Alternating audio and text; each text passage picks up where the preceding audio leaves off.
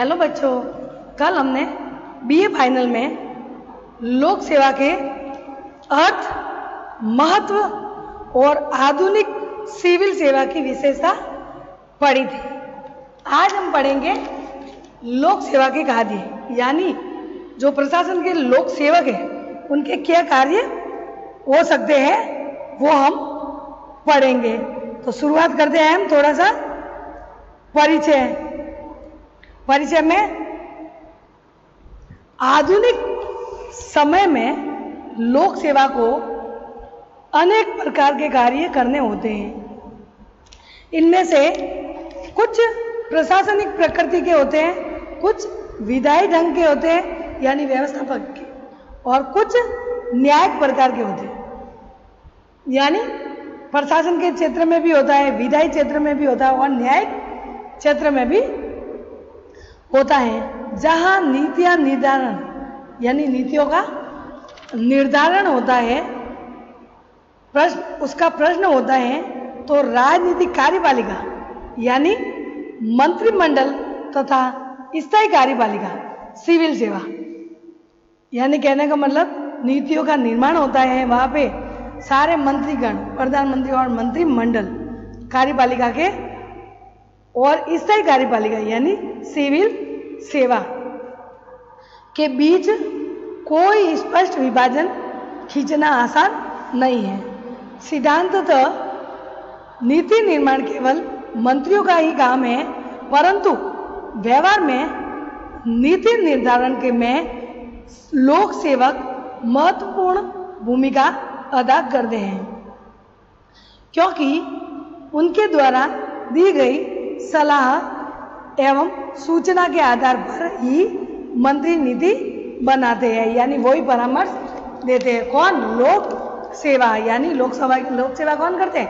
प्रशासन, डॉक्टर, वकील, कलेक्टर सब आ जाएंगे प्रशासन में। लेकिन खास प्रशासन अखिल भारतीय सेवाएं में 3 भागों में बांटा गया है, यानी आईएएस, आईपीएस और आईएएस। लोक सेवा के कार्य इतने अधिक है कि इनकी विस्तृत सूची बनाना यहाँ पर संभव नहीं है, परंतु उनके प्रमुख कार्यों का विवेचन किया जा सकता है। यानी इनके इतने कार्य को तो सूची तो नहीं बना सकते, लेकिन कुछ कार्यों को बता सकते हैं। पहला कार्य है लोक सेवा के कार्य में नीति का निर्माण करना, यानी कैसे नीतियां बनाते हैं। किसके लिए नीतियां बनाते बच्चों? लोगों के कल्याणकारी कार्य करने के लिए, लोगों के हित के लिए कार्य करने के लिए, लोगों का ज़्यादा से ज़्यादा विकास हो, सामाजिक, आर्थिक, राजनीतिक, सांस्कृतिक सभी क्षेत्रों में उनका विकास हो, इसलिए नीतियों का निर्माण करना पड़ता है। तो इसमें है, यद्यपि नीति निर्माण करना मंत्रियों व संसद का कार्य है, यानी जो मंत्रिमंडल होते हैं, संसद होते हैं, वो नीतियों का निर्माण करते हैं। वो क्यों करते हैं?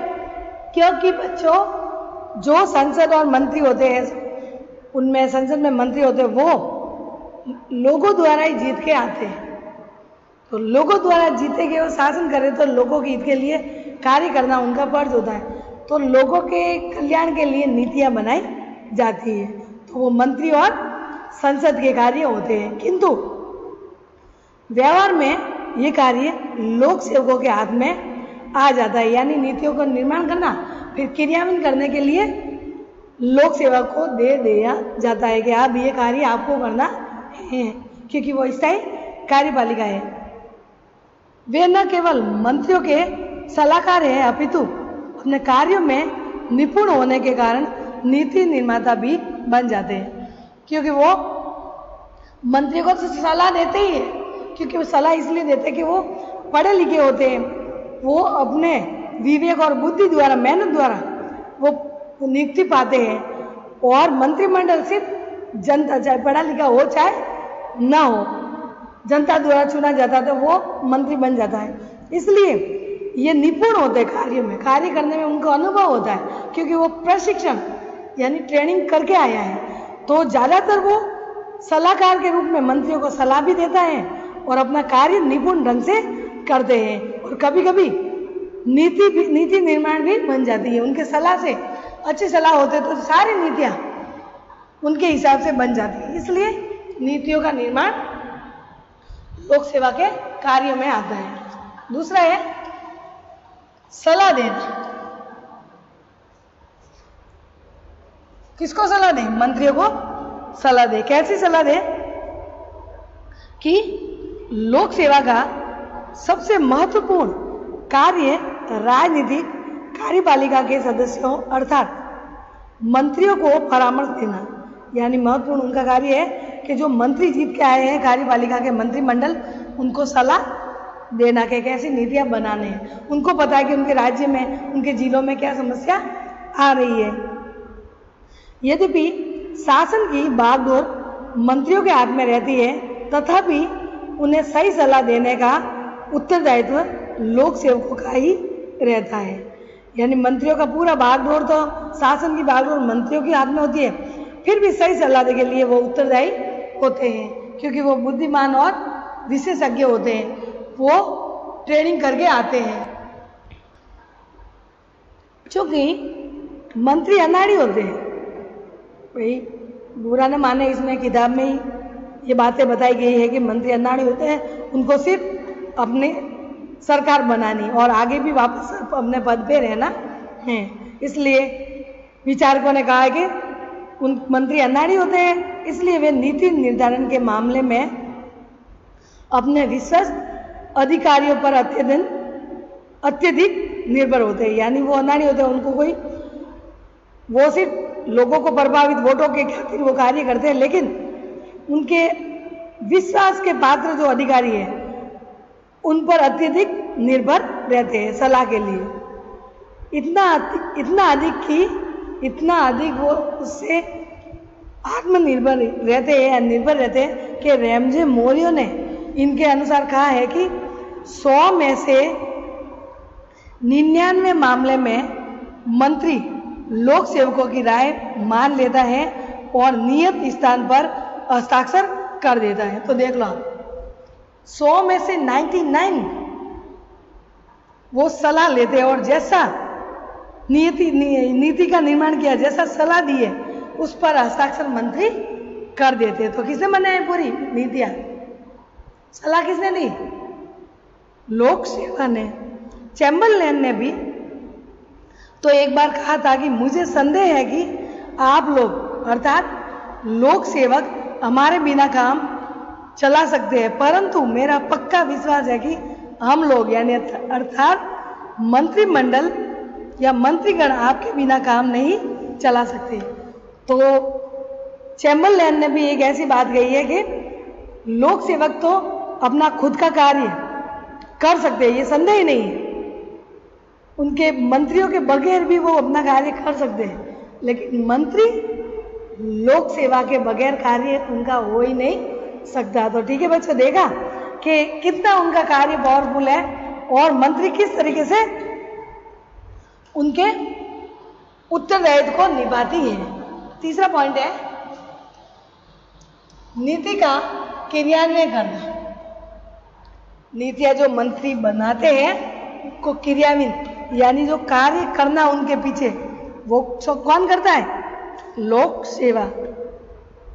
सरकार की नीतियों को कार्यान्वयन या कार्यान्वयन दोनों एक ही है। कार्यान्वयन करना लोक प्रशासकों का कार्य है। नीतियां कितनी ही अच्छी हो, यदि उसमें कार्यान्वयन करने वाले कर्मचारी अच्छे और प्रतिबद्ध नहीं हैं, तो नीतियां महत्व शून्य रह जाएगी। यानी सरकार ने जो नीतियां बनाई है उनको कार्यान्वयन करने के लिए लोक प्रशासक को कार्य सौंपा गया, लेकिन वो कर्मचारी अगर अच्छे प्रतिबद्ध नहीं, वो करने लायक नहीं है, वो आलसी है, वो कर नहीं सकते, वो आता है लेकिन लापरवाही करते, तो वो नीतियां महत्व शून्य हो जाएंगी, उनका महत्व बिल्कुल ही नहीं रहेगा। लेकिन उन्होंने रुचि ली, जैसी नीतियां बनाई उसे फेरबदल करके उनकी सलाह लेकर और भी सलाह लेकर किसी मंत्रियों से और फेरबदल करके वापस उन्होंने करने वाला अच्छा कर्मचारी हो, तो नीति को कार्यान्वयन अच्छे से और उनका महत्व भी बढ़ जाएगा। चौथा पॉइंट है प्रत्यायोजित या प्रत्यायोजित विधि निर्माण। प्रत्यायोजित, ये साइलेंट है, प्रत्यायोजित यानी प्रति, जिसके प्रति आयोजित की गई विधि निर्माण। इसमें हम पढ़ेंगे आधुनिक काल में, पहले ऐसे नहीं होता था बच्चों। पहले क्या होता था, पहले राजा होता था, उनके अंडर में मंत्री कार्य करते थे। लेकिन अब वर्तमान में बिल्कुल ही आधुनिक युग में बिल्कुल ही बदल गया है। ये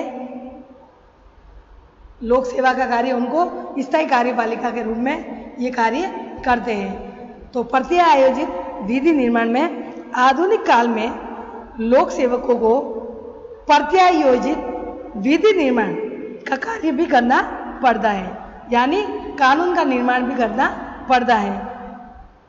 अत्यधिक कार्यभार होने से तथा समय की कमी के कारण संसद आजकल अनेक जटिल विषयों के संबंध में विधि का केवल,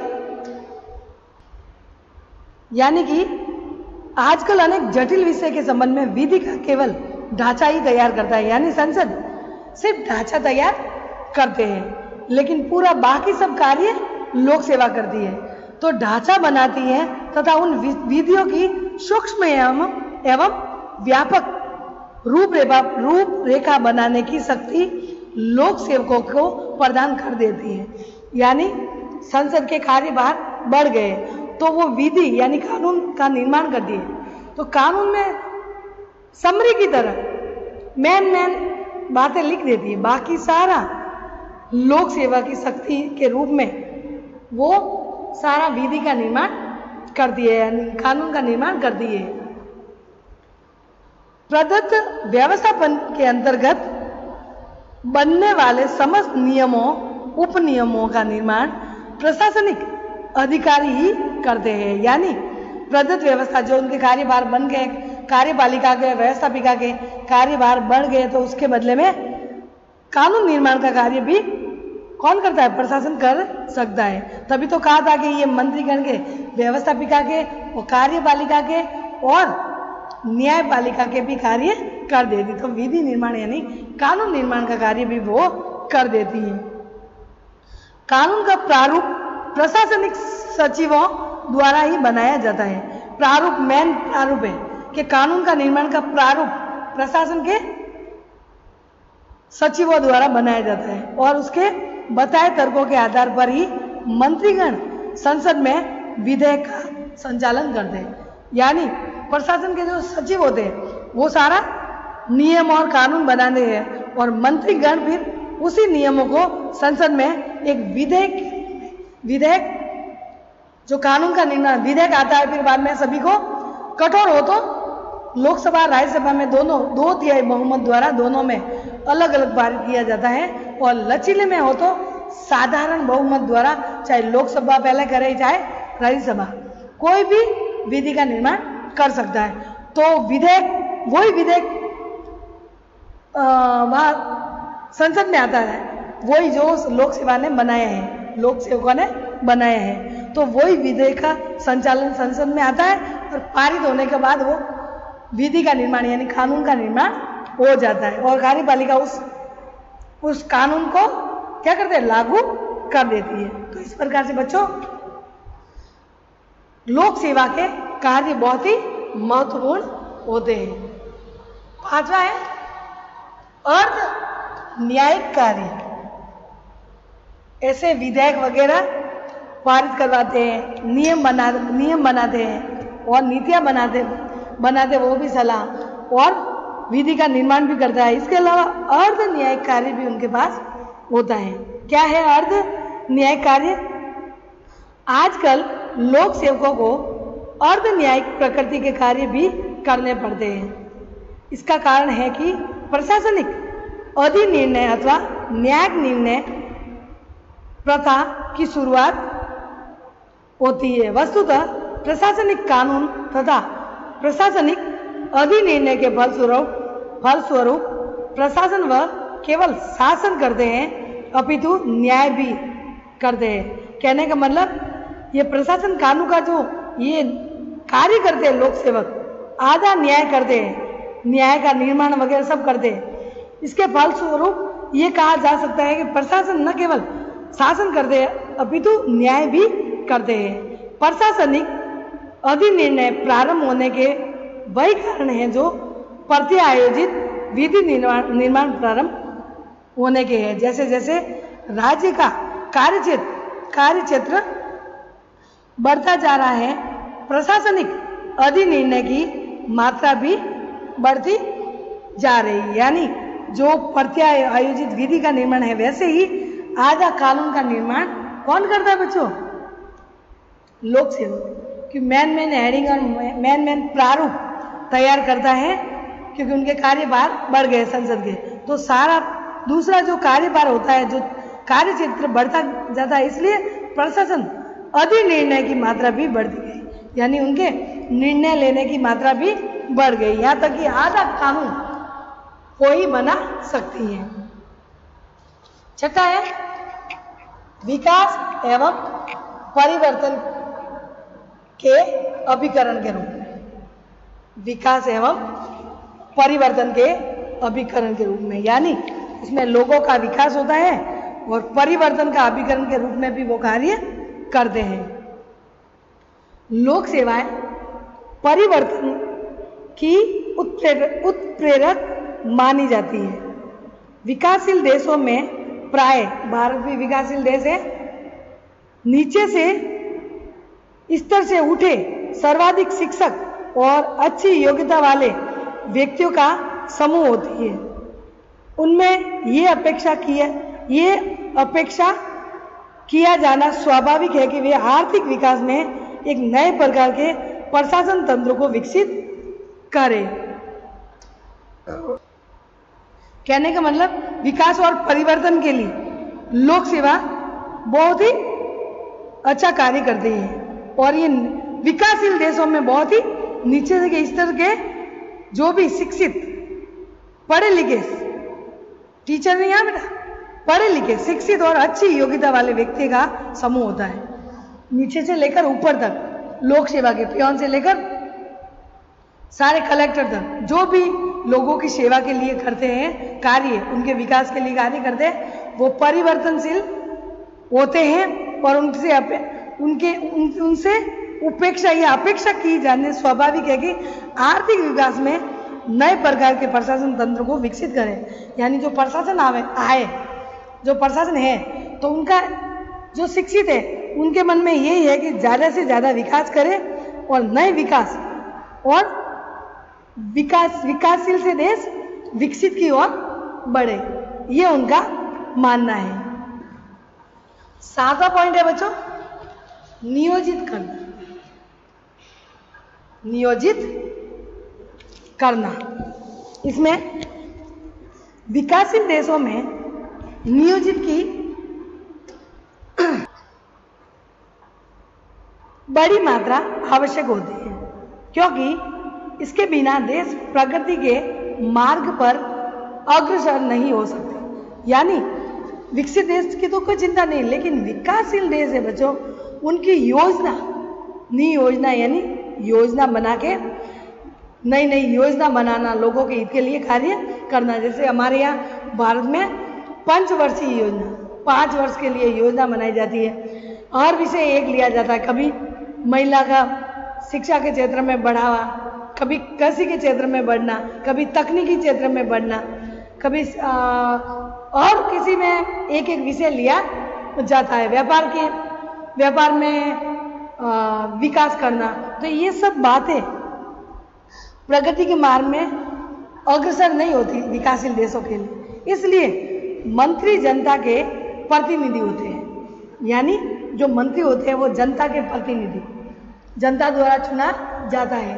तो जनता द्वारा चुनने के बाद मंत्रियों का ये फर्ज होता है, जो प्रतिनिधि होते हैं वो जनता के विकास करें और उनका सामाजिक परिवर्तन हो, उनकी वो खान पान रहन सहन सभी बातों के लिए वो उनका विकास हो। मंत्री जनता के प्रतिनिधि होते हैं, उन्हें जन आकांक्षाओं की पूर्ति करनी होती है। किससे? मंत्रियों को जनता की इच्छा पूरी करनी होती है। इस हेतु लोक सेवा को या लोक सेवकों को मंत्रियों के निर्देशों के अनुसार देश के विकास के लिए अच्छी से अच्छी योजना बनानी होती है और उसे क्रियान्वित करना होता है।